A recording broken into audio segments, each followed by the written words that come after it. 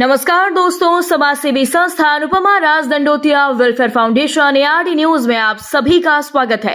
दोस्तों, Iran Israel युद्ध के बीच भारत ने फिर 146 करोड़ भारतीयों का दिल जीतकर दुनिया भर में भारत की दिलेरी दिखाई और सुपर पावर अमेरिका, चीन, रूस को भौचक्का कर पाकिस्तान को 444 वोट का बड़ा झटका दिया।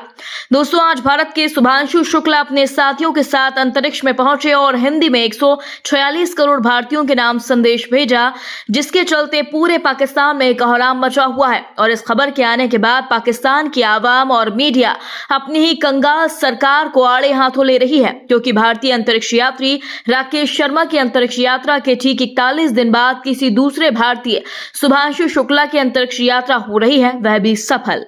कुछ चीजें कल 1 महीने क्वारंटीन में रहने के बाद कल हम लोग लॉन्च पैड 39 से लॉन्च हुए, जहां से पहली मून लैंडिंग, जहां से अपोलो 11 मिशन भी लॉन्च हुआ था। और इस समय स्पेस में बहुत ही ज्यादा उत्साह, बहुत ही ज्यादा प्राउड फील कर रहा हूं।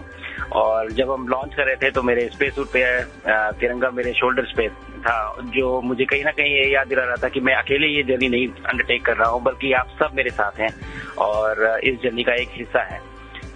तो ये ISS तक जाने के लिए मेरी एक जर्नी की शुरुआत है एक तरह से। अभी हम लोग कुछ ही घंटों में ISS में डॉक करेंगे और फिर हम इंटरनेशनल स्पेस स्टेशन पे जाके रहेंगे। पर कहीं ना कहीं ये भी दर्शाता है कि ये भारत के ह्यूमन स्पेस प्रोग्राम की जरिए एक छोटा सा स्टेप पर एक बहुत सॉलिड और स्टेडी स्टेप है उस डायरेक्शन में जिस तरफ हम जा रहे हैं गगनयान जैसे मिशन को लेके। तो मैं चाहता हूँ कि आप सब मेरी इस जर्नी का हिस्सा बने। आप भी उतना ही प्राउड फील करें जितना मैं फील कर रहा हूँ, बिकॉज ये सब हमारे केवल टेक्निकल अकम्प्लिशमेंट को नहीं दर्शाता है, बल्कि हमारे ये होप्स, ये हमारे एम्बिशन, ये हमारे एस्पिरेशंस को दर्शाता है कि हम किस तरफ जाना चाहते हैं।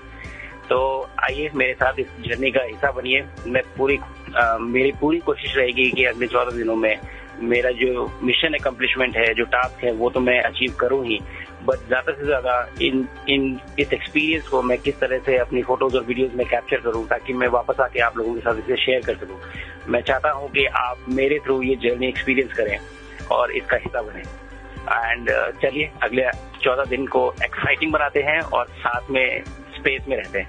धन्यवाद। जी हाँ दोस्तों, आपने बिल्कुल सही सुना। 1985 में जन्मे भारत के शुभांशु शुक्ला अपने 3 साथियों अंतरिक्ष यात्रियों को लेकर आज 12 बजे के लगभग स्पेसएक्स के फाल्कन 9 रॉकेट लेकर निकले, जो लगभग 28 घंटे की यात्रा का ड्रैगन अंतरिक्ष यान इंटरनेशनल स्पेस सेंटर पर लैंड करेगा। दोस्तों, आपने सही सुना, भारत ने अपनी अंतरिक्ष यात्रा में ऐतिहासिक छलांग लगा दी है। भारत के शुभांशु शुक्ला और 3 अन्य अंतरिक्ष यात्रियों के एक्सियोम 4 मिशन को लेकर स्पेसएक्स का फाल्कन 9 रॉकेट निकल चुका है। फ्लोरिडा के कैनेडी स्पेस सेंटर से रॉकेट की लॉन्चिंग सफल रही। इसी रॉकेट के नोज यानी सबसे ऊपरी भाग पर स्पेसएक्स का ही अंतरिक्ष यान ड्रैगन मौजूद है, जिसमें ये चारों अंतरिक्ष यात्री बैठे हुए हैं। ये सब स्पेस मिशन अपने लगभग 28 घंटे की यात्रा पर निकल चुके हैं, जिसके बाद ये गुरुवार 26 जून को शाम 4:30 पर इंटरनेशनल स्पेस सेंटर ISS पर लैंड करेंगे। दोस्तों, भारत के लिए यह ऐतिहासिक मौका होगा, क्योंकि ऐसा पहली बार होगा जब कोई भारतीय इंटरनेशनल स्पेस स्टेशन पर पहुंचेगा। इसके पहले भारत के ही राकेश शर्मा ने यह सफर पूरा किया है। अब शुभांशु शुक्ला भी सफर पर निकल चुके हैं और ऐसे दूसरे भारतीय भी होंगे जो अंतरिक्ष में पहुंचने में सफल होकर नया इतिहास रचेंगे। दोस्तों, 25 जून 2025 अंतरिक्ष मिशन पर भारत की स्पेस एजेंसी इसरो का प्रतिनिधित्व शुभांशु शुक्ला कर रही हैं, जो मिशन के पायलट हैं।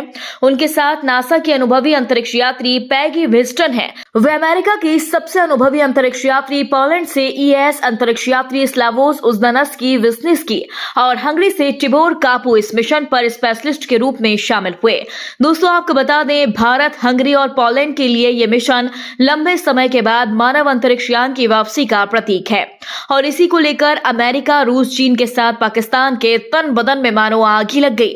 दोस्तों, इस पूरी खबर पर आप अपनी राय जरूर दें। यदि आपने अभी तक हमारे चैनल को सब्सक्राइब नहीं किया तो प्लीज बेल आइकन दबाकर अभी हमारे चैनल को सब्सक्राइब करें। देश विदेश की तमाम ताजा अपडेट्स के साथ हम आपके बीच एक बार फिर हाजिर होंगे। तब तक के लिए नमस्कार, जय हिंद।